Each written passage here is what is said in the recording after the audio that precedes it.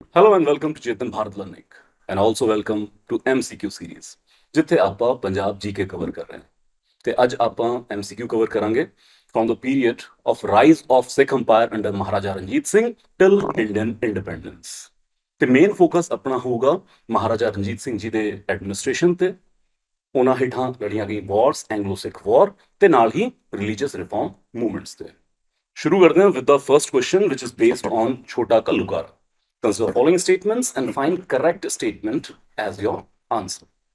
The Chota Ka Lugara took place in 1746 and resulted in massacre of thousands of Sikh by Mughal forces. And second statement, the massacre was led by Ahmad Shah Abdali, who personally commanded the Mughal troops.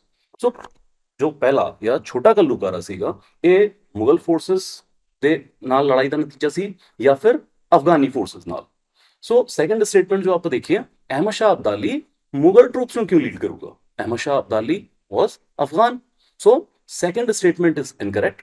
Ahmad Shah Abdali is related to the second and Vadda Kalugara. So, Pehli statement is correct. And third statement, take this event is considered one of the earliest large-scale persecution of Sikh community in Punjab. So third statement is also correct. If we talk about the Chota Lugara. So 1746 ਦੇ ਵਿੱਚ ਜਦੋਂ ਜ਼ਕਰੀਆ ਖਾਨ ਦਾ ਮੁੰਡਾ ਯਾਹਿਆ ਖਾਨ ਉਹ ਲਾਹੌਰ ਦਾ governor ਬਣਦਾ ਹੈ ਤੇ ਜ਼ਕਰੀਆ ਖਾਨ ਦੀ ਐਕਸਟਰਮੀਨੇਸ਼ਨ of Sikh the policy ਨੂੰ continue ਰੱਖਦਾਗਾ ਔਰ ਐਸੇ ਦੌਰਾਨ ਇੱਕ ਜਸਪਤ ਰਾਏ ਨਾਮ ਦੇ ਫੌਜਦਾਰ ਦੀ ਜੋ ਮੁਗਲ ਫੌਜਦਾਰ ਸੀ ਉਹਦੀ ਹੱਤਿਆ ਹੋ ਜਾਂਦੀ ਹੈ ਉਹਦਾ ਮਰਡਰ ਹੋ ਜਾਂਦਾਗਾ ਜਿਹਦੇ ਵਿੱਚ ਸਿੱਖ ਫੋਰਸਸ ਇਨਵੋਲਡ ਸੀਗਾ ਤੇ ਉਹਦਾ ਭਰਾ Lakhpat Rai took vow to avenge the killing of his brother ਤੇ ਯਾਹਿਆ ਖਾਨ ਨਾਲ ਮਿਲ ਕੇ ਛੋਟਾ ਘੱਲੂਘਾਰਾ ਪਲਾਨ ਕੀਤਾ ਜਾਂਦਾ ਹੈ ਜਿਹਦੇ ਵਿੱਚ ਐਕਸਟਰਮੀਨੇਟ ਕੀਤਾ ਜਾਊਗਾ ਸਿੱਖ ਕਮਿਊਨਿਟੀ ਨੂੰ ਸੋ ਲਾਰਜ ਸਕੇਲ ਵਾਇਲੈਂਸ ਕੀਤਾ ਜਾਂਦਾ ਹੈ ਇੰਪੋਰਟੈਂਟ ਪਲੇਸਿਸ ਵਰ ਕਾਨੂੰਨ ਨੀਅਰ ਗੁਰਦਾਸਪੁਰ ਤੇ ਲਾਹੌਰ ਤੇ ਅੰਮ੍ਰਿਤਸਰ ਵਿੱਚ ਵੀ ਕਾਫੀ ਮਸਾਕਰ ਕੀਤਾ ਗਿਆ ਜਿਹਦੇ ਵਿੱਚ ਕਿਹਾ ਜਾਂਦਾ 7 ਤੋਂ 10 ਹਜ਼ਾਰ ਸਿੱਖ ਕਮਿਊਨਿਟੀ ਦੇ ਪਰਸਨਸ ਨੂੰ ਕਿਲ ਕੀਤਾ ਗਿਆ So this is about the Chota Kalugara. Our statement, two only statements are correct. Now we move to the Vadda Kalugara. Consider the following statements about Vadda Kalugara. How many of the above statements are correct? It took place in 1762 and was led by Ahmad Shah Abdali against the Sikh. Yes. So Pehla, Yahya Khan, Mughal, and second is Ahmad Shah Abdali, which is Afghan. The massacre occurred near village Kub, where thousands of Sikh, including women and children, were killed. Kub ਪਿੰਡ ਪੈਂਦਾਗਾ ਮਲੇਰਕੋਟਲੇ ਜਾਂ ਫਿਰ ਬਰਨਾਲੇ ਦੇ ਵਿੱਚ ਆਪਾਂ ਹੁਣ ਮਲੇਰਕੋਟਲਾ ਕਹਿ ਸਕਦੇ ਹਾਂ second statement is also correct and the event led to the immediate decline and disappearance of Sikh community from Punjab for several decades. Disappearance of Sikh community for Punjab will never happen.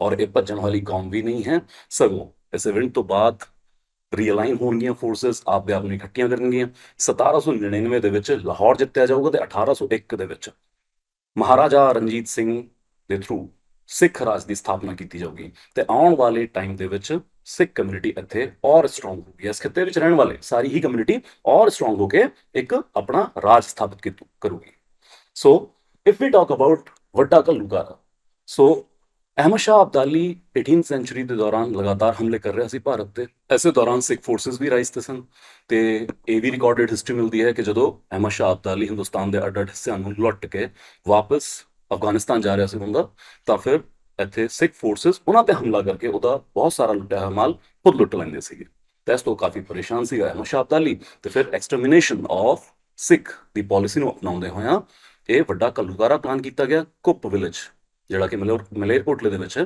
ਉੱਥੇ ਸਿੱਖ community ਦੀ killings ਕੀਤੀਆਂ large scale violence ਦੇ through ਇੱਕ ਔਰ ਜਿਹੜਾ unique ਫਰਕ ਹੈ ਛੋਟੇ ਤੇ ਵੱਡੇ ਘੱਲੂਘਾਰਾ ਦੇ ਵਿੱਚ ਵੱਡੇ ਘੱਲੂਘਾਰਾ ਦੇ ਵਿੱਚ ਜਿਹੜੇ ਡਿਫੈਂਸਲੈਸ ਪਰਸਨ ਸੀਗੇ ਜਿਵੇਂ ਕਿ ਔਰਤਾਂ ਤੇ ਬੱਚੇ ਉਹਨਾਂ ਦੀ ਵੀ ਲਾਰਜ ਸਕੇਲ ਕਿਲਿੰਗ ਕੀਤੀ ਗਈ ਤੇ ਮੰਨਿਆ ਜਾਂਦਾ ਹੈ ਕਿ 30 ਤੋਂ 50 ਹਜ਼ਾਰ ਸਿੱਖ ਕਮਿਊਨਿਟੀ ਦੀ ਕਿਲਿੰਗ ਵੱਡੇ ਘੱਲੂਘਾਰੇ ਦੇ ਵਿੱਚ ਕੀਤੀ ਗਈ ਸੋ hour statement 1 and 2 are correct. B is our answer. Moving to consider the following statements about Maharaja Ranjit Singh and find correct statement as your answer. He was formally crowned Maharaja of Sikh Empire in 1801 at the age of 21, capturing Lahore in 1799. So first statement is correct. Lahore ਨੂੰ 1799 ਦੇ ਵਿੱਚ ਹੀ ਜਿੱਤ ਲਿਆ ਗਿਆ ਸੀਗਾ। ਮਹਾਰਾਜਾ ਰਣਜੀਤ ਸਿੰਘ ਨੇ ਅੱਡ-ਅੱਡ ਸਿੱਖ ਮਿਸਲਾਂ ਨੂੰ ਇਕੱਠਾ ਕਰਕੇ ਇੱਕ ਵੱਡੀ ਸਿੱਖ ਫੋਰਸ ਬਣਾਈ ਤੇ ਫਿਰ ਉਹਨਾਂ ਨੂੰ 1801 ਦੇ ਵਿੱਚ ਫਾਰਮਲੀ 21 ਸਾਲ ਦੀ, ਮਹਿਜ਼ 21 ਸਾਲ ਦੀ ਉਮਰ ਦੇ ਵਿੱਚ ਮਹਾਰਾਜਾ ਡਿਕਲੇਅਰ ਕੀਤਾ ਗਿਆ। Treaty of Amritsar, second statement, Treaty of Amritsar 1809 permitted his expansion south of Satluj River, enabling conquest in Kashmir and Peshawar. So Treaty of Amritsar ਕੀ ਇਹ ਪਰਮਿਟ ਕਰਦੀ ਸੀ ਸਾਊਥ ਆਫ ਸਤਲੁਜ ਰਿਵਰ ਕਿ ਸਿੱਖ ਰਾਜ ਸਤਲੁਜ ਦੇ ਸਾਊਥ ਦੇ ਵਿੱਚ ਵੀ expansion ਕਰ ਸਕਦਾ ਹੈ। Now this is the wrong statement ਕਿਉਂਕਿ ਜੋ ਟ੍ਰੀਟੀ ਆਫ ਅੰਮ੍ਰਿਤਸਰ ਸੀਗੀ, ਜੋ ਚਾਰਲਸ ਮੈਟਕਾਫ ਤੇ ਮਹਾਰਾਜਾ ਰਣਜੀਤ ਸਿੰਘ ਵਿਚਕਾਰ ਹੋਈ ਸੀਗੀ, ਇਹਦੇ ਵਿੱਚ ਜਿਹੜੀ ਸੰਧੀ ਸੀ ਉਹਦਾ ਮੇਨ ਮਕਸਦ ਹੀ ਇਹ ਸੀਗਾ ਕਿ ਸਿੱਖ ਅੰਪਾਇਰ ਸਤਲੁਜ ਰਿਵਰ ਦੇ ਸਾਊਥ ਦੇ ਵਿੱਚ ਐਕਸਪੈਂਡ ਨਹੀਂ ਕਰੂਗਾ, ਬਲਕਿ ਸਤਲੁਜ ਰਿਵਰ ਨੂੰ ਇੱਕ ਤਰ੍ਹਾਂ ਦੀ ਬਾਉਂਡਰੀ ਮੰਨ ਲਿਆ ਗਿਆ between the British and Sikh forces. ਹਾਂ, ਇਹਦੇ ਨਾਲ ਇਹ ਹੋਇਆ ਕਿ ਜਿਹੜਾ ਵੈਸਟਰਨ ਤੇ ਨਾਰਥਰਨ ਪਾਰਟ ਸੀਗਾ ਸਤਲੁਜ ਤੋਂ ਨਾਰਥ ਤੇ ਵੈਸਟ ਦੇ ਵਿੱਚ, ਉੱਥੇ ਐਕਸਪੈਂਸ਼ਨ ਕਰਨ ਦਾ ਮੌਕਾ ਵੀ ਮਿਲ ਗਿਆ ਤੇ ਟ੍ਰੀਟੀ ਦੇ ਵਿੱਚ ਉਸ ਤੇ ਰੋਕ ਵੀ ਨਹੀਂ ਸੀ। ਸੋ ਕਸ਼ਮੀਰ ਨਾਰਥ ਦੇ ਵਿੱਚ ਤੇ ਪੇਸ਼ਾਵਰ ਜਿਹੜਾ ਵੈਸਟ ਵਿੱਚ ਹੈ ਉਹਨੂੰ ਬਾਅਦ ਚ ਜ਼ਰੂਰ ਕੈਪਚਰ ਕੀਤਾ ਗਿਆ ਕਿਉਂਕਿ ਉਸ ਤੇ ਰੋਕ ਨਹੀਂ ਸੀਗੀ। तो सतलज ਨੂੰ ਇੱਕ ਬਾਉਂਡਰੀ ਮੰਨ ਲਿਆ ਗਿਆ, ਸਾਊਥ ਦੇ ਵਿੱਚ ਐਕਸਪੈਂਡ ਨਹੀਂ ਕਰ ਕੋਈ ਸਿੱਖ ਅੰਪਾਇਰ। ਇਹ ਸੀਗਾ ਟ੍ਰੀਟੀ ਆਫ ਅੰਮ੍ਰਿਤਸਰ ਦੀ ਮੇਨ ਚੀਜ਼। So this is a wrong statement. Then we come, his modernized Khalsa army was exclusively composed of Sikh soldiers, reflecting a policy of religious exclusivity. ਇਹ ਬਹੁਤ ਇੰਟਰਸਟਿੰਗ ਹੈ। ਜਿਵੇਂ ਆਪਾਂ ਕਿਤਾਬਾਂ ਦੇ ਵਿੱਚ ਪੜ੍ਹਦੇ ਵੀ ਹਾਂ, ਮਹਾਰਾਜਾ ਰਣਜੀਤ ਸਿੰਘ ਦੇ ਜਿਹੜੇ ਰਾਜ ਨੂੰ ਆਪਾਂ ਸਿੱਖ ਰਾਜ ਕਹਿੰਦੇ ਹਾਂ, ਲੇਕਿਨ ਬਹੁਤ ਸਾਰੇ ਸਕਾਲਰ ਕਹਿੰਦੇ ਆ ਕਿ ਕੋਈ ਥੀਓਲੋਜੀਕਲ ਸਟੇਟ ਨਹੀਂ ਸੀਗੀ ਤੇ ਸਾਰੇ ਹੀ ਧਰਮਾਂ ਨੂੰ ਬਰਾਬਰ ਦਾ ਸਨਮਾਨ ਦਿੱਤਾ ਜਾਂਦਾ ਸੀਗਾ। ਸਗੋਂ ਮਹਾਰਾਜਾ ਰਣਜੀਤ ਸਿੰਘ ਦੇ ਰਾਜ ਨੂੰ ਇੱਕ ਸੈਕੂਲਰ ਸਟੇਟ ਦੇ ਤੌਰ ਤੇ ਦੇਖਿਆ ਜਾਂਦਾ। ਤੋਂ ਉਹਨਾਂ ਦੀ ਆਰਮੀ ਦੇ ਵਿੱਚ ਵੀ ਜਾਂ ਆਪਾਂ ਮਿਨਿਸਟਰੀਜ਼ ਦੇ ਵਿੱਚ ਵੀ ਦੇਖੀਏ ਤਾਂ ਸਾਰੇ ਹੀ ਧਰਮਾਂ ਦੇ ਲੋਕ ਸੀਗੇ। ਉਹਦੇ ਵਿੱਚ ਹਿੰਦੂ, ਨੇਪਾਲੀ, ਉਜ਼ਬੇਕ ਔਰ ਫ੍ਰੈਂਚ ਜਾਂ ਯੂਰੋਪੀਅਨ ਲੋਕੀ ਵੀ ਸੀਗੇ। ਜੇ ਆਰਮੀ ਦੀ ਗੱਲ ਕਰੀਏ ਤਾਂ ਆਪਾਂ ਅੱਗੇ ਨਾਮ ਵੀ ਯਾਦ ਕਰਾਂਗੇ, ਅਲਾਰਡ, ਤੇ ਦੂਜਾ ਨਾਮ ਹੈ ਵੈਂਚੂਰੇ, ਜਿਨ੍ਹਾਂ ਨੂੰ ਬਾਕਾਇਦਾ ਕੈਵਲਰੀ ਤੇ ਇਨਫੈਂਟਰੀ ਦੀ ਮਾਡਰਨਾਈਜੇਸ਼ਨ ਲਈ ਹਾਇਰ ਕੀਤਾ ਗਿਆ ਸੀਗਾ। ਈਵਨ ਇੰਟਰਸਟਿੰਗ ਹੈ ਕਿ ਯੂਐਸਏ ਤੱਕ ਤੋਂ ਲੋਕ ਆਰਮੀ ਦੇ ਵਿੱਚ ਹਾਇਰ ਕੀਤੇ ਗਏ ਸੀਗੇ। ਸੋ ਕੋਈ ਰਿਲੀਜੀਅਸ ਐਕਸਕਲੂਸਿਵਿਟੀ ਨਾ ਤਾਂ ਆਰਮੀ ਦੇ ਵਿੱਚ ਸੀ ਨਾ ਹੀ ਰਾਜ ਦੇ ਵਿੱਚ ਸੀਗੀ। ਆਫੀਸਰਸ, ਮਿਨਿਸਟਰ, ਉਹ ਵੀ ਸਾਰੇ ਹੀ ਧਰਮਾਂ ਦੇ ਸੀਗੇ। Then we come, he commissioned the gilding of Harmandir Sahib golden temple and sponsored the construction of Takht Shri Patna Sahib and Hazur Sahib. The correct statement, gilding is basically the imposition of gold on the building. So ਸੋਨਾ ਥਾਪਣ ਦੀ ਕੰਮ ਕੀਤਾ ਗਿਆ ਤੇ ਨਾਲ ਹੀ ਜਿਹੜਾ ਸ਼੍ਰੀ ਗੁਰੂ ਗੋਬਿੰਦ ਸਿੰਘ ਸਾਹਿਬ ਮਹਾਰਾਜ ਦੇ ਜਨਮ ਦੇ ਨਾਲ ਰਿਲੇਟਡ ਹੈ ਸਥਾਨ ਪਟਨਾ ਸਾਹਿਬ, ਤੇ ਜੇ ਉਹਨਾਂ ਦੀ ਸ਼ਹਾਦਤ ਦੇ ਨਾਲ ਦੂਜਾ ਰਿਲੇਟਡ ਹੈ ਹਜੂਰ ਸਾਹਿਬ, ਇੱਥੇ ਵੀ ਤਖਤ ਸਾਹਿਬ ਦੀ ਸਥਾਪਨਾ ਦਾ ਕੰਮ ਮਹਾਰਾਜਾ ਰਣਜੀਤ ਸਿੰਘ ਨੇ ਸ਼ੁਰੂ ਕਰਵਾਇਆ। So fourth statement is correct. So our answer here is B. Only two statements are correct, that is first and fourth one. Moving to consider the following statements about Maharaja Ranjit Singh administration and find incorrect statement as your answer. His administration featured decentralized governance with village panchayat handling local justice and welfare, while provincial governors, which is called nazams, managed larger region. ਸੋ ਇੱਕ ਹੋਰ ਖਾਸੀਅਤ Maharaja Ranjit Singh ji administration ਦੀ, ਜ਼ਿਆਦਾਤਰ ਆਪਾਂ ਜਦੋਂ ਕਿੰਗਸ਼ਿਪ ਦੇਖਦੇ ਹਾਂ ਤਾਂ ਬਹੁਤ ਸੈਂਟਰਲਾਈਜ਼ਡ ਅਥਾਰਟੀ ਹੁੰਦੀ ਹੈ। ਆਪਾਂ ਮੁਗਲ ਅੰਪਾਇਰ ਦੇਖ ਲਈਏ ਇਸ ਦੌਰਾਨ ਤਾਂ ਬਹੁਤ ਜ਼ਿਆਦਾ ਸੈਂਟਰਲਾਈਜ਼ਡ ਐਕਸਟ੍ਰੀਮ ਪਾਵਰ ਕਿੰਗ ਦੇ ਵਿੱਚ ਵੈਸਟਡ ਨੇ, ਬਟ ਮਹਾਰਾਜਾ ਰਣਜੀਤ ਸਿੰਘ ਦੇ ਐਡਮਿਨਿਸਟ੍ਰੇਸ਼ਨ ਦੇ ਵਿੱਚ ਤੁਹਾਨੂੰ ਡੀਸੈਂਟਰਲਾਈਜ਼ ਵੀ ਦੇਖਣ ਨੂੰ ਮਿਲੂਗਾ, ਜਿਵੇਂ ਕਿ ਲੋਕਲ ਜਸਟਿਸ ਵਿਲੇਜ ਪੰਚਾਇਤ ਦੇ ਹੱਥ ਦਿੱਤਾ ਗਿਆ ਸੀਗਾ ਤੇ ਲਾਰਜਲੀ ਜੋ ਨਾਜ਼ਮ ਗਵਰਨਰ ਸੀਗੇ ਉਹ ਲਾਰਜਰ ਰੀਜਨ ਨੂੰ ਮੈਨੇਜ ਕਰਿਆ ਕਰਦੇ ਸੀ। Second statement, he implemented a uniform land revenue system across his empire that eliminated the Jagirdari tax farming system and standardized rates based on actual crop. ਇਹ ਰਿਫਾਰਮ ਮਹਾਰਾਜਾ ਰਣਜੀਤ ਸਿੰਘ ਜੀ ਨਹੀਂ ਲਿਆ ਸਕੇ ਸੀਗੇ। ਸੋ ਜੋ ਕੁਝ ਕਮੀਆਂ ਰਹਿ ਗਈਆਂ ਸੀ ਉਹਨਾਂ ਵਿੱਚੋਂ ਇੱਕ ਹੈ, ਸਟੇਟਮੈਂਟ ਗਲਤ ਹੈ। ਸਗੋਂ ਜਗੀਰਦਾਰੀ ਸਿਸਟਮ ਇੰਨਾ ਜ਼ਿਆਦਾ ਡੀਪਲੀ ਇੰਟਰੈਂਸ ਸੀਗਾ ਕਿ ਇਹਨੂੰ ਨਹੀਂ ਹਟਾ ਸਕੇ। ਤੋ ਜਗੀਰਦਾਰੀ ਸਿਸਟਮ ਦੇ ਵਿੱਚ ਜੋ ਮਿਡਲਮੈਨ ਸੀਗੇ, ਇਹ ਮਿਡਲਮੈਨ ਆਪਣੀ ਮਰਜ਼ੀ ਦੇ ਅਕੋਰਡਿੰਗ डिफरेंट टैक्स कलेक्ट करते ਸੀਗੇ डिफरेंट ਕਿਸਾਨਾਂ ਤੋਂ, ਕਿਤੇ ਬਟਾਈ ਦਾ ਸਿਸਟਮ, ਕਿਤੇ ਚੌਥਾਈ ਦਾ ਸਿਸਟਮ ਚੱਲ ਰਿਹਾ ਸੀਗਾ। तो ਸਾਰੇ ਹੀ ਏਰੀਆ ਦੇ ਵਿੱਚ ਕੋਈ ਸਟੈਂਡਰਡ ਟੈਕਸ ਇੰਪਲੀਮੈਂਟ ਨਹੀਂ ਕੀਤਾ ਜਾ ਸਕਿਆ ਸੀਗਾ। Second statement is incorrect. Then we come the Khalsa army under his command maintained religious exclusivity by recruiting only 6 soldiers, reflecting the empire's theocratic foundation. Please remember, ਆਪਾਂ ਸਿੱਖ ਰਾਜ ਜ਼ਰੂਰ ਇਹ ਵਰਡ ਯੂਜ਼ ਕਰਦੇ ਹਾਂ ਆਊਟ ਆਫ ਰੈਵਰੈਂਸ, बट कोई theological state नहीं सी, theocratic state नहीं सी, rather character was secular. So third statement is also incorrect. Our answer two only statements are correct. Moving to consider the following statement about Treaty of Amritsar 1809. आप गल भी कर चुके हैं। The Treaty of Amritsar was signed between Maharaja Ranjit Singh and British East India Company, establishing Satluj River as a boundary between their respective territories. Correct statement है, एक नाम याद कर लेना, चार्ल्स मेटकाफ। कई बार ये पूछ लेना, ट्रीटी ਦੇ ਵਿੱਚ signing person, signing authority person कौन सीगा? तो महाराजा Ranjit Singh and Charles Metcalfe, who was representing British East India Company. Then the treaty permitted Ranjit Singh to form alliances with the Sis Satluj Sikh chiefs and expand his control south of Satluj River. This is a wrong statement. ਜਦੋਂ ਆਪਾਂ ਸਤਲੁਜ ਨੂੰ boundary ਮੰਨ ਲਿਆ ਹੈ ਤਾਂ ਫਿਰ south of Sutlej ਦੇ ਵਿੱਚ ਜੋ ਪੈਰਾਮਾਉਂਟਸੀ ਹੋਊਗੀ, ਜੋ ਕੰਟਰੋਲ ਹੋਊਗਾ, ਉਹ ਬ੍ਰਿਟਿਸ਼ ਦਾ ਹੋਊਗਾ। ਤੇ ਸਾਊਥ ਆਫ ਸਤਲੁਜ ਜੋ ਕੁਝ ਸਿੱਖ ਚੀਫ ਰਹਿ ਵੀ ਰਹੇ ਸੀਗੇ, ਉਹਨਾਂ ਨਾਲ ਸਗੋਂ ਅਲਾਈਅੰਸ ਕਰਨ ਤੇ ਪਾਬੰਦੀ ਲਾ ਦਿੱਤੀ ਗਈ ਸੀ। ਰਾਦਰ ਇਸ ਟ੍ਰੀਟੀ ਤੋਂ ਬਾਅਦ ਅੰਬਾਲਾ ਵਰਗੀ ਟੈਰੀਟਰੀ ਜਿੱਥੇ ਸਿੱਖ ਚੀਫ ਸੀਗੇ, ਉਹ ਮਹਾਰਾਜਾ ਰਣਜੀਤ ਸਿੰਘ ਨੂੰ ਛੱਡਣੀ ਪਈ ਸੀ। तो south of Satluj नहीं बदला। So this is an incorrect statement. Then the immediate context for the treaty was the British desire to prevent French influence in northwestern India and to check Ranjit Singh expansion towards his Satluj states. दोनों statement correct है। एक, महाराजा रंजीत सिंह ਦੀ power ਤੋਂ ਅੰਗਰੇਜ਼ ਪਰੇਸ਼ਾਨ ਸੀਗੇ ਕਿ ਬਈ ਇਹ ਸਾਊਥ ਆਫ ਸਤਲੁਜ ਬੜਿਆ ਤਾਂ ਫਿਰ ਸਾਨੂੰ ਨੁਕਸਾਨ ਪਹੁੰਚਾ ਸਕਦਾ। ਤੇ ਦੂਜਾ ਵੱਡਾ ਫੈਕਟਰ ਫ੍ਰੈਂਚ ਪਾਵਰਸ ਵੀ ਸੀਗੇ, ਬਿਕੋਜ਼ ਨੈਪੋਲੀਅਨ ਤੇ ਰਸ਼ੀਅਨ ਜ਼ਾਰ ਸਾਮਰਾਜ ਦੇ ਵਿੱਚ ਟ੍ਰੀਟੀ ਆਫ ਤਿਲਸਿਤ ਸਾਈਨ ਹੋ ਚੁੱਕੀ ਸੀ। ਔਰ ਟ੍ਰੀਟੀ ਆਫ ਤਿਲਸਿਤ ਦੇ ਵਿੱਚ ਨੈਪੋਲੀਅਨ ਤੇ ਰਸ਼ੀਆ ਜੋ ਪਹਿਲਾਂ ਦੁਸ਼ਮਣ ਹੋਇਆ ਕਰਦੇ ਸੀਗੇ, ਹੁਣ ਦੋਸਤ ਬਣ ਗਏ ਸੀਗੇ। Secret packet, secret clauses sign ਕੀਤੇ ਗਏ, ਜਿੱਥੇ ਕਿਹਾ ਗਿਆ ਕਿ ਕਿਤੇ ਵੀ ਡਿਸਟਰਬੈਂਸ ਹੋਊਗੀ ਤਾਂ ਫਿਰ ਆਪਾਂ ਇੱਕ ਦੂਜੇ ਦਾ ਸਾਥ ਦੇਵਾਂਗੇ। ਤਾਂ ਇਹ ਵੀ ਸੀਗਾ ਕਿ ਇਸ ਤੋਂ ਬਾਅਦ यूरोपियन कंट्रोल जो सीगा वो लार्जली जा रहा सीगा नेपोलियन के हथ या फिर रशियंस के हथ। तो ये पावर मिलके किते फिर जो ब्रिटिश कॉज है, जिवें इस अलायंस का एक और चीज सीगी कि यूरोपियन कॉन्टिनेंट दे विच जिहड़ा इंग्लिश ट्रेड चल रहा है इनू रोकना। तो ब्रिटिश इंटरस्ट ਨੂੰ ਨੁਕਸਾਨ ਪਹੁੰਚਾਉਣ ਦੇ ਲਈ ਕਿਤੇ ਫ੍ਰੈਂਚ ਇਨਫਲੂਐਂਸ ਨਾ ਆਉਣ ਲੱਗ ਜਾਏ ਇੰਡੀਆ ਦੇ ਵਿੱਚ, ਖਾਸ ਕਰ ਨਾਰਥ ਵੈਸਟ ਪਾਰਟ ਦੇ ਵਿੱਚ। तो ਇਹ ਵੀ ਇੱਕ immediate concern siga to sign the Treaty of Amritsar. So second statement is also correct. So our answer, we have to find incorrect statement of our answer.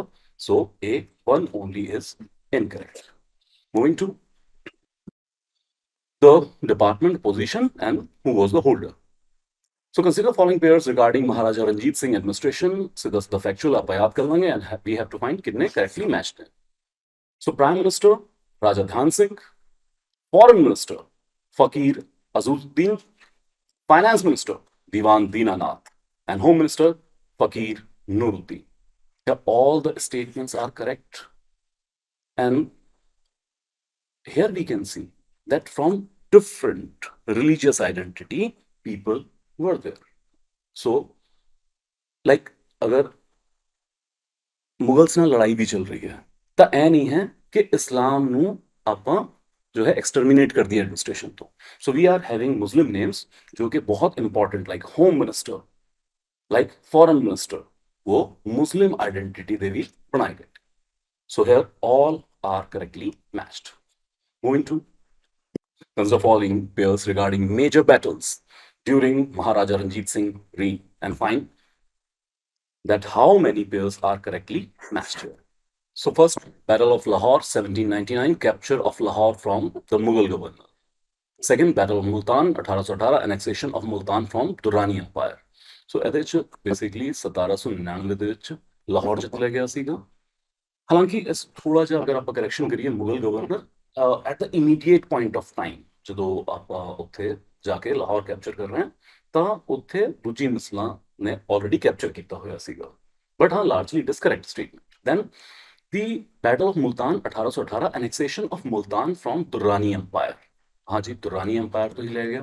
Then battle of Attock 1813 Sikh victory over the Durrani empire securing north west frontier. तो जिवें ही आप अटॉक जितते हैं तो फिर north west frontier secure कर लिता जाता है, तो ये भी दुरानी एम्पायर तो ही जितया गया सीगा। And then comes Battle of Jamrud 1837, decisive Sikh victory resulting in annexation of Peshawar. Now, Battle of Jamrud is very important battle, but this statement is incorrect. That first, it was not a decisive victory. ਜਿਹੜਾ ਕਿਲਾ ਸੀਗਾ ਉਹ ਸਿੱਖ force ਨੇ ਜ਼ਰੂਰ ਜਿੱਤ ਲਿਆ ਸੀਗਾ, ਲੇਕਿਨ ਇਹਦੇ ਚ ਕੁਝ ਬਹੁਤ ਜ਼ਿਆਦਾ ਡਿਸੀਸਿਵ ਨਹੀਂ ਸੀਗਾ ਕਿ ਕੌਣ ਜਿੱਤੇ ਕੌਣ ਹਾਰੇ। ਸਗੋਂ ਪੇਸ਼ਾਵਰ ਦੀ ਅਨੈਕਸ਼ਨ ਤੋਂ ਇਸ ਤੋਂ ਪਹਿਲਾਂ ਹੀ ਹੋ ਚੁੱਕੀ ਹੈ। 1834 ਦੇ ਵਿੱਚ ਪਹਿਲਾਂ ਹੀ ਮਹਾਨ ਜਨਰਲ ਹਰੀ ਸਿੰਘ ਨਲਵਾ ਦੇ ਥਰੂ ਜੋ ਪੇਸ਼ਾਵਰ ਹੈ ਇਹ ਜਿੱਤ ਲਿਆ ਗਿਆ ਸੀਗਾ। हाँ जामरुद की ਜਿਹੜੀ बैटल है इट्स इज फेमस और इनफेमस बिकॉज ऑफ शहादत ऑफ हरि सिंह नलवा जी। तो ਉਹਨਾਂ ਦੀ ਸ਼ਹਾਦਤ ਨਾਲ ਜੁੜੀ ਹੋਈ ਹੈ। ਤਾਂ ਕਿਲਾ ਜ਼ਰੂਰ ਜਿੱਤ ਲਿਆ ਸੀਗਾ ਲੇਕਿਨ ਉਹ ਸ਼ਹੀਦ ਹੋ ਗਏ ਸੀ ਤੇ ਕੋਈ ਡਿਸੀਸਿਵ ਵਿਕਟਰੀ ਨਹੀਂ ਸੀ ਇਹਦੇ ਵਿੱਚ, ਔਰ ਉਤੋਂ ਪੇਸ਼ਾਵਰ ਪਹਿਲਾਂ ਹੀ ਆਪਾਂ ਜਿੱਤ ਚੁੱਕੇ ਸੀਗੇ। So this is incorrect statement. So our answer here is C. Only 3 statements are correct. Moving to consider following statements about army generals and French generals in the army of Maharaja Ranjit Singh and find incorrect statement as your answer. Here we come. General Jean Francois Allard, a French officer, was appointed to command the regular cavalry and played a key role in modernizing the Sikh cavalry along European lines. One and second is about General Hari Singh Nalwa. ਸੋ ਪਹਿਲੀ ਜਿਹੜੀ statement ਹੈ this is correct statement. ਆਪਾਂ ਇਹਦੇ ਵਿੱਚ ਦੋ ਨਾਮ ਤਾਂ ਯਾਦ ਕਰਦੇ ਹਾਂ ਪਰ ਉਹਨੂੰ ਰੱਟਾ ਲਾ ਲੈਂਦੇ ਹਾਂ, ਅਲਾਰਡ ਐਂਡ ਵੈਂਚੁਰੇ, ਜੋ ਦੋ ਫ੍ਰੈਂਚ ਜਾਂ ਯੂਰੋਪੀਅਨ ਪਰਸਨ ਸੀਗੇ ਫੌਜ ਦੇ ਵਿੱਚ ਲਿਆਏ ਗਏ ਫੌਜ ਨੂੰ ਮਾਡਰਨਾਈਜ਼ ਕਰਨ ਵਾਸਤੇ। ਇੱਕ ਆਪਾਂ ਸਟੇਟਮੈਂਟ ਜੋ ਯਾਦ ਰੱਖਣੀ ਹੈ ਖਾਸ ਤੌਰ ਤੇ ਕਿ ਇਹਨਾਂ ਨੂੰ ਕੰਮ ਕੀ ਸੌਂਪਿਆ ਗਿਆ। ਸੋ ਅਲਾਰਡ ਵਾਸ ਰਿਲੇਟਡ ਟੂ ਕੈਵਲਰੀ ਐਂਡ ਜੋ ਆਪਾਂ ਦੂਜਾ ਨਾਮ ਲੈ ਰਹੇ ਹਾਂ ਵੈਂਚੁਰੇ that was related to infantry. So Allard, cavalry, Venture, but that was infantry. Second statement, General Hari Singh Nalwa, a prominent Sikh general who was responsible for the conquest of Peshawar and became its governor under Maharaja Ranjit Singh. Correct statement. So remember, 1834 ਦੇ ਵਿੱਚ Peshawar ਜਿੱਤ ਲਿਆ ਗਿਆ ਸੀਗਾ under General Hari Singh Nalwa. So no statement is incorrect. D is our answer. Moving to consider following statements about the British period in Punjab and find correct statement as your answer. After the Second Anglo-Sikh War, Punjab was annexed by British East India Company in 1849 and became a province under British rule. So Second Anglo-Sikh War, ਆਪਾਂ ਯਾਦ ਰੱਖਦੇ ਹਾਂ almost the decline of the Sikh Empire. So basically 1839 ਦੇ ਵਿੱਚ ਮਹਾਰਾਜਾ ਰਣਜੀਤ ਸਿੰਘ ਜੀ ਦੀ death ਤੋਂ ਬਾਅਦ ਇੱਕ ਡੀਸਟੇਬਲਾਈਜੇਸ਼ਨ ਸੀਗੀ ਸਿੱਖ ਐਮਪਾਇਰ ਦੇ ਵਿੱਚ ਹੀ, ਬਹੁਤ ਸਾਰੀ ਕਨਸਪੀਰੇਸੀਜ਼ ਵੀ ਚੱਲ ਰਹੀਆਂ ਸੀਗੀਆਂ। ਸੋ 1849 ਦੇ ਵਿੱਚ ਉਸ ਸਭ ਦਾ ਕਲਮੀਨੇਸ਼ਨ ਪੁਆਇੰਟ ਆਉਂਦਾ ਹੈ ਤੇ ਬ੍ਰਿਟਿਸ਼ ਈਸਟ ਇੰਡੀਆ ਕੰਪਨੀ ਅਨੈਕਸਡ ਕਰਦੀ ਹੈ officially Punjab.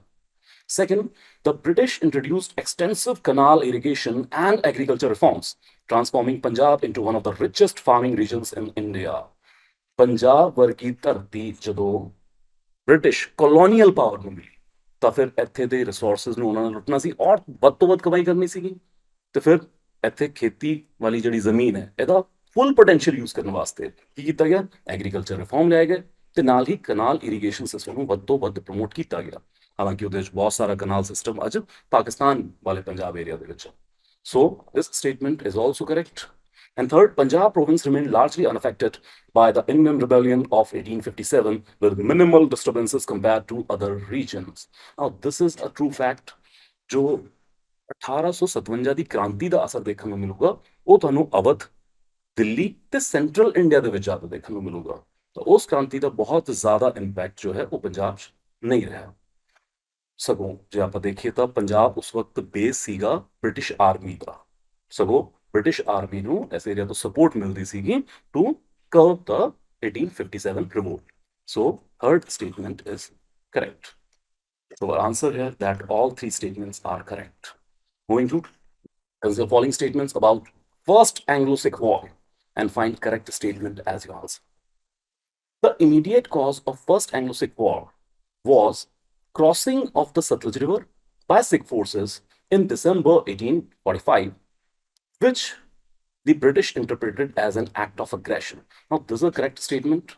Now, as we discussed in 1839, ਜਦੋਂ ਮਹਾਰਾਜਾ ਰਣਜੀਤ ਸਿੰਘ ਜੀ ਦੀ ਡੈਥ ਹੁੰਦੀ ਹੈ ਤਾਂ ਇੱਕ ਡੀਸਟੇਬਲਾਈਜੇਸ਼ਨ ਆਉਂਦਾ, ਬਹੁਤ ਸਾਰੇ ਸਿੱਖ ਚੀਫਸ ਜੋ ਸੀਗੇ ਉਹ ਆਪਣੀ ਆਪਣੀ ਡਿਜ਼ਾਇਰ ਦੇ ਅਕੋਰਡਿੰਗ ਕੰਮ ਕਰਨ ਲੱਗ ਪਏ ਸੀਗੇ। ਤੋਂ ਸਤਲੁਜ ਨੂੰ ਕ੍ਰਾਸ ਕਰਕੇ ਜੋ ਸਿਸ ਸਤਲੁਜ ਸਿੱਖ ਚੀਫਸ ਬੈਠੇ ਸੀਗੇ ਉਹਨਾਂ ਨਾਲ ਅਲਾਈਨਮੈਂਟ ਹੋਣੀ ਸ਼ੁਰੂ ਹੋਈ ਕਿ ਉਹਨਾਂ ਨੂੰ ਆਪਣੇ ਕੰਟਰੋਲ ਹੇਠਾਂ ਲਈਏ। ਸੋ ਜੋ ਟ੍ਰੀਟੀ ਆਫ ਅੰਮ੍ਰਿਤਸਰ ਸੀਗੀ ਉਹਦੀ ਵਾਇਓਲੇਸ਼ਨ ਲੱਗੀ ਬ੍ਰਿਟਿਸ਼ ਨੂੰ ਤੇ ਉਹਨਾਂ ਨੇ ਇਸ ਨੂੰ ਐਜ਼ ਐਨ ਐਕਟ ਆਫ ਵਾਰ ਲਿਆ। Then second, the war ended with the Treaty of Lahore 1846, under which Sikh Empire had to cede Jalandhar Doab to the British and pay large indemnity. Sorry the sorry war indemnity Sikh forces ਤੇ ਲਾ ਦਿੱਤੀ ਗਈ, ਜਲੰਧਰ ਦੁਆਬ ਵੀ ਛੱਡਣਾ ਪਿਆ। ਤੇ ਇਸ ਤੋਂ ਇਲਾਵਾ ਜਦੋਂ war indemnity ਪੇ ਨਹੀਂ ਕੀਤੀ ਜਾ ਸਕੀ ਤਾਂ ਫਿਰ ਉਸ ਪੈਸੇ ਦੇ ਏਵਜ ਹੇਠਾਂ ਕਸ਼ਮੀਰ ਤੇ ਹਜ਼ਾਰਾ ਵੀ ਸਿੱਖ ਐਮਪਾਇਰ ਨੂੰ ਸੀਡ ਕਰਨਾ ਪਿਆ to the British. So second statement is also correct. Then the Sikh Empire, after the war, remained completely independent and faced no British interference in its internal affairs.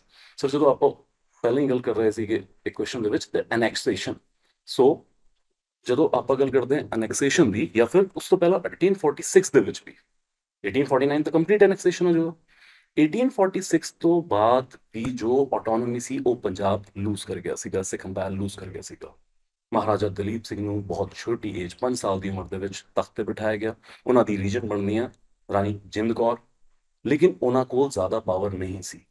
ਇੱਕ ਬ੍ਰਿਟਿਸ਼ ਰੈਜ਼ੀਡੈਂਟ ਪੰਜਾਬ ਦੇ ਵਿੱਚ appoint ਕਰ ਦਿੱਤਾ ਗਿਆ ਸੀਗਾ। So largely power went to the British. So statement is incorrect. There was huge British interference. So we come to that B2 only is our answer. That will be all for today. Thank you so much.